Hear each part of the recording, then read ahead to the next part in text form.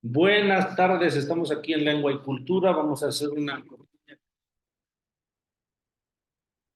español como lengua extranjera y en la Condesa, Ciudad de México, en Lengua y Cultura.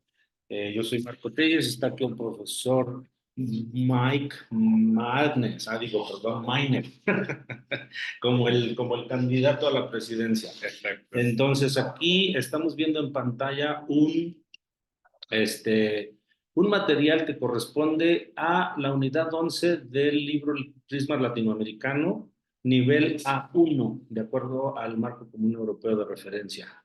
Como yo hago esta clase, la manera en que yo doy esta clase es, normalmente le pregunto al alumno, le pido que lea, obviamente las instrucciones es, abre tu libro en la página 144, digo 144 para que entiendan. Sabemos que a este nivel los estudiantes todavía no están tan familiarizados eh, con los números un poco más grandes.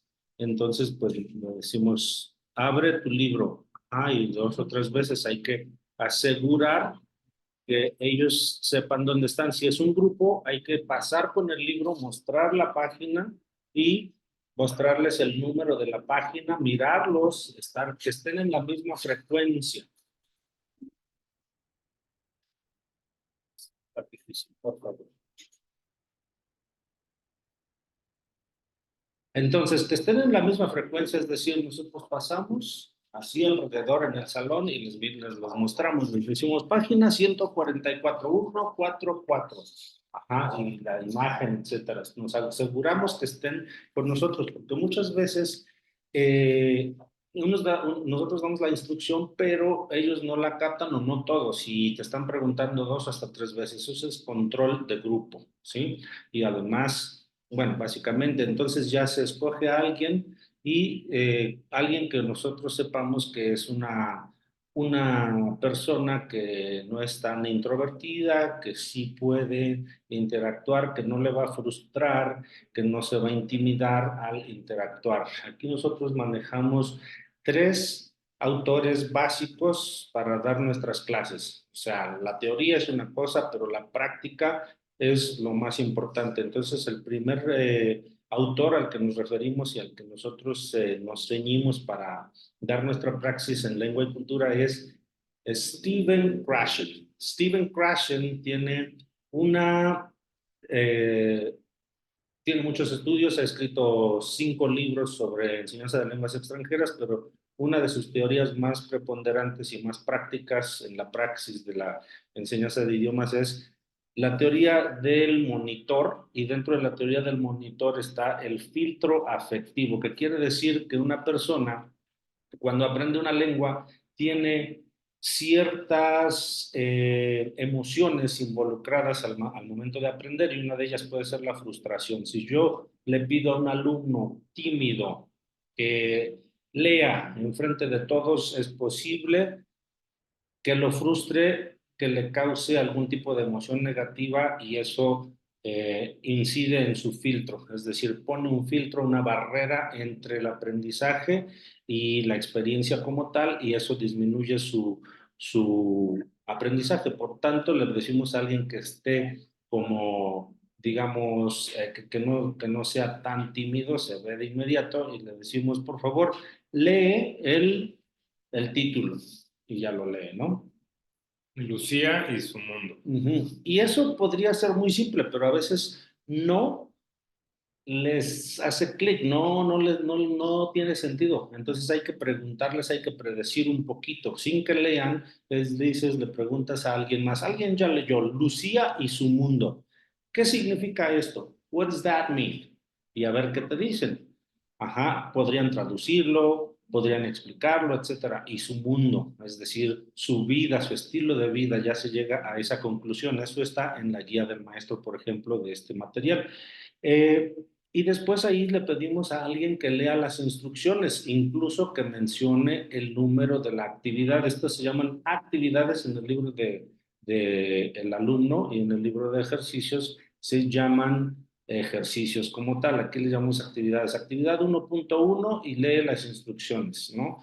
Dice, tiene 35 años, trabaja fuera de casa, vive en un fraccionamiento. Esta palabra generalmente no les hace sentido. ¿Qué es un fraccionamiento? Para un mexicano esto está perfecto, ni siquiera para un español esto sería algo familiar, pero para una persona que no habla español, eso no le dice nada, no tiene mucho sentido. Entonces hay que tener en cuenta y hay que predecir. Cuando uno está preparando su clase, hay que ver qué palabras no les van a decir nada. Incluso ritmo de vida podría ser estilo de vida. Estresante, hay veces que aunque se parece a inglés, no les hace sentido porque no están tan acostumbrados, no tiene sentido para ellos. Y aquí hay un imperativo, mira los dibujos, generalmente dibujos no saben qué es, y mira es un imperativo y todavía no hemos visto los imperativos, se ven hacia el final, pero este es un material que tiene el sistema de inductivo-deductivo, así es que utiliza la lengua meta para enseñar la lengua como tal. Entonces está bien, pero se explica. Alguien lo lee y no importa si no entiende todo, se pregunta a alguien si lo puede explicar en el grupo, digamos que hay 5 personas. Si nadie lo puede explicar, lo explica el maestro muy rápidamente, pero así se va. Número 1, vamos con el título. Empezamos con el título número 1.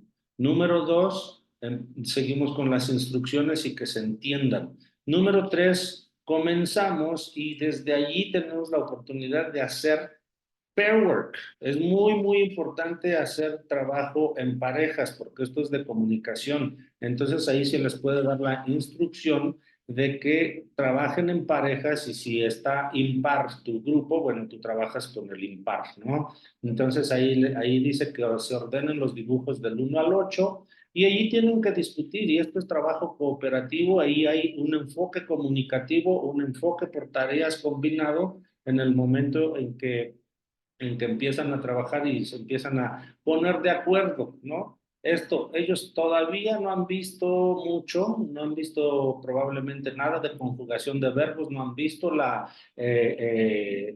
conjugación, las desinencias del pretérito. Sin embargo, tienen ya noción y esto lo pueden hacer y también pueden traducir un poquito, pero esta es la idea, decir, ayer Lucía salió muy temprano de su casa y manejó para ir a la ciudad. Eso es bastante intuitivo, por eso está diseñado así este material. Sí funciona y si no se les puede ayudar, se les traduce un poquito o se les dice que este es el número 1 y que continúen, que traten de encontrar el número 2 entre ellos, usen diccionario, discutan, etcétera, y eso es trabajo en pares, de inmediato, de inmediato.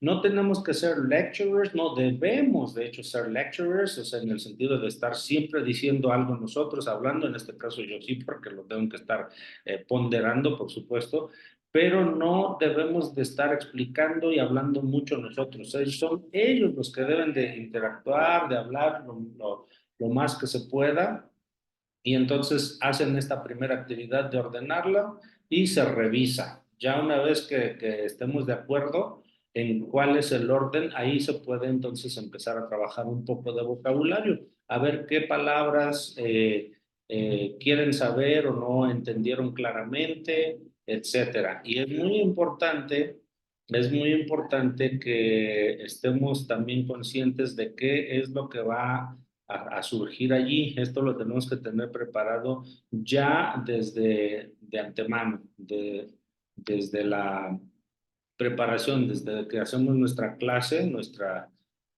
planeación, ya debemos de saber o ya debemos de tener claro qué es lo que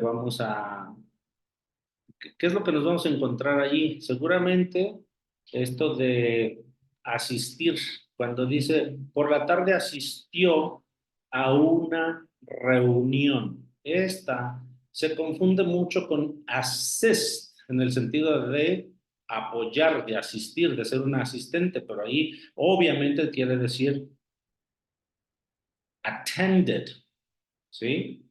Estuvo, participó en una reunión. Y también hay por aquí un par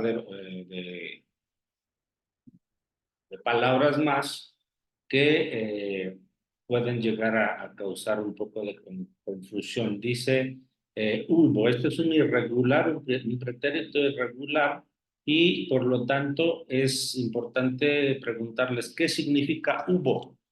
¿Es el verbo hay o el verbo haber? Si es que ya se saben bien el infinitivo, en pretérito, etcétera. Así es como se peina después. Ajá. Ya lo organizaron, ya vieron qué significa la secuencia de las actividades de esta persona y se discute el vocabulario. Esa es mi secuencia didáctica y es la que lleva el libro en sí. Después viene esta 1.2. Yo nunca hago la 1.2, no es necesario. Y aquí, en la parte de la gramática, tampoco siempre la hago. En este caso, lo que podría hacer es recapitular el presente indicativo y después de eso, o sea, esto lo puedo trabajar en el pizarrón y poner yo trabajo, tú trabajas, ella, usted, ella trabaja, etcétera, con los verbos terminación ar, er, ir en presente. Primero hacer una recapitulación en presente indicativo eh, y ya después que ellos otra vez en parejas o individualmente si prefieren, pero es de preferencia en parejas, que puedan llenar este cuadro de gramática. ¿Para qué? Para que hagan una metacognición. La metacognición es darse cuenta de un patrón, entender la lógica de una conjugación, como en este caso específico. Son verbos regulares y está relativamente fácil, no pasa nada. ¿Sale? Entonces, esta es la primera parte de cómo yo utilizaría este material y es muy rápido y entonces es inductivo deductivo.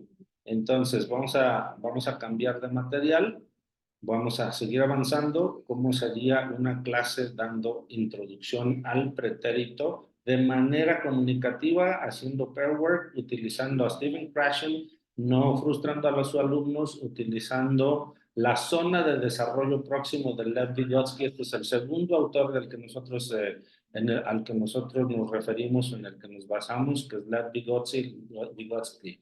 La zona de desarrollo próximo significa que uno no puede pedirle a un alumno que comience a hacer esta conjugación, por ejemplo, si jamás la ha visto, si no hay unos peldaños, unos pasos previos. Entonces, hay que llegar del nivel, por decir, del escalón 3 al 4, no del escalón 1 al 5. Eso es lo que a veces hacen muchos maestros, les dicen, empiezan con una explicación gramatical, se conjuga así, bla, bla, bla, trabajé, trabajaste, trabajó, trabajar, bla, bla, todo completo, los tres tipos de verbos con todas sus personas, etcétera. Y de repente les salen como, a ver, dame un ejemplo. Eso es una locura. Eso no se puede hacer, no puede ser de la nada. Hay que ir construyendo el conocimiento poco a poco, facilitándolo, ayudándoles a que ellos construyan su propio conocimiento. Ese es Lev Vygotsky y ahorita en el siguiente vamos a hablar sobre Leaf and Pattern, específicamente el input y output estructurado. Entonces vamos a quitar acá, vamos a dejar de grabar, pausar grabación. Entonces, esta es la siguiente página. Cuando ya trabajamos esa secuencia didáctica de la página 144, nos vamos a la 145, nos aseguramos que los alumnos pues estén literalmente en la misma página y nos aseguramos de que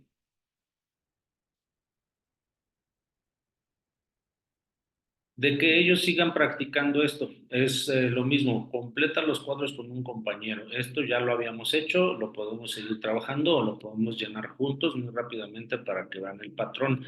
Estos cuadros amarillos en este libro específico que incluyen una explicación del uso de estas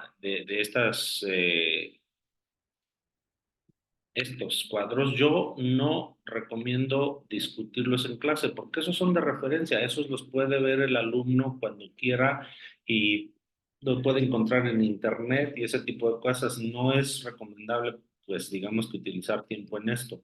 Yo me los brinco, les menciono que aquí lo pueden usar de referencia en casa y nada más. Aquí sí nos vamos a los verbos irregulares y explicar que ser e ir son lo mismo, o sea, se conjugan de la misma manera, que significan completamente cosas diferentes.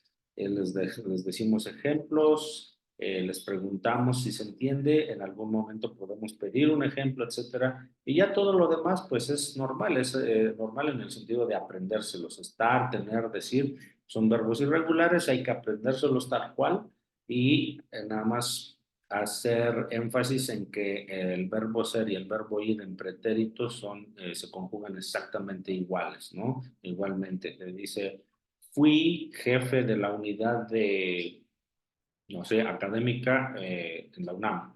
O fui a Nueva York el mes pasado. Entonces es igual, se les da ese tipo de explicación y ya. ¿Qué hacemos con los audios? Generalmente yo lo que pido es que lean primero cada una de las, cada una de las afirmaciones que están aquí, que van a determinar después de escuchar el audio, que lean y que digan si las entienden, ¿sí? Carlos fue a Acapulco, tuvo sus exámenes la semana pasada, Antonia lavó los trastes y ahí trastes pues, lo dice diferente, platos suizos en Argentina o en España, etcétera. El mes pasado Carlos hizo la limpieza completa. Allí tenemos un irregular del verbo hacer. Hay que asegurarse que lo sepan los alumnos, que sepan qué significa hizo la limpieza. Entonces, que lean del 1 al 8 individualmente, que levanten la mano si tienen preguntas. Y hay una técnica muy importante que les pido a todos ustedes, maestros aquí en Lengua y Cultura, que lleven a cabo, que eh, hagan rebote de preguntas. Si alguien pregunta, por ejemplo, ¿qué significa ISO? No les den de inmediato la respuesta. Hay que ser facilitador, no hay que ser un diccionario, no hay que ser un lecturer, sino que hay que decirles, ¿alguien sabe qué significa ISO? Entonces, ya cuando alguien sabe, lo puede explicar y eso se llama metacognición también, o sea, refuerza su conocimiento de esa persona y, eh, y además ayuda a otros. ¿No?